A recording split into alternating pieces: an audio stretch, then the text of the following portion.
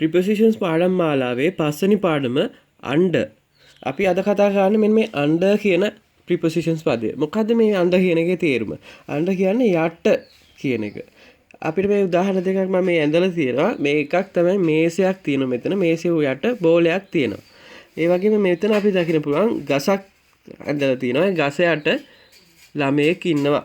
එහෙනම් මේ කියන්නේ යටින් මොකක් හරි වස්තුවක් තියෙන විට ඒක විස්තර කිරීමට භාවිතා කරන preposition පදේ.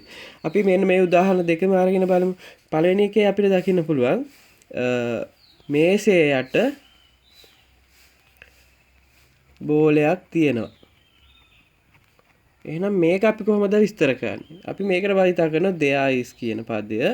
එහෙනම් there is a ball under the table. මේසේ යට නිසා අපි ඒකෙදි table එක යට තමයි මේසේ යට තමයි තියෙන්නේ බෝලය. එහෙනම් there is a ball under the table. ඊළඟ එක අපි යමු මේ ගසක් යට ළමයෙක් ඉන්නවා. එහෙනම් මේක කොහොමද අපි යන්නේ? අපි මේ විදිහට සිංහලෙන් ලියා බලමු. ගසක් යට ළමයෙක් ඇත නැත්නම් සිටි. There is a children නැත්නම් man කියලා ගන්න පුළුවන් මිනිස්සෙක් කියන එක. man under the tree. අපිට තවත් උදාහරණ ගන්න පුළුවන්. පොත යට කාසියක් තියෙනවා. කාසියක් කියලා හිතමු. පොත යටින් කාසියක් තියෙනවා. එහෙනම් මේක අපි ලියලා බලමු. පොත යට කාසියක් ඇත.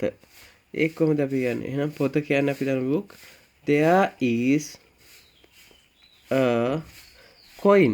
coin කියන්නේ කාසිය කියන එකට. coin under the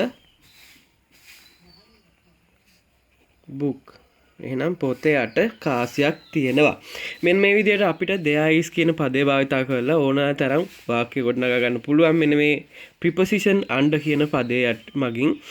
එහෙනම් අපි අදට මේ පාඩම් මාලාවේ පස්වෙනි පාඩම අවසන් කරනවා. See you in the next video.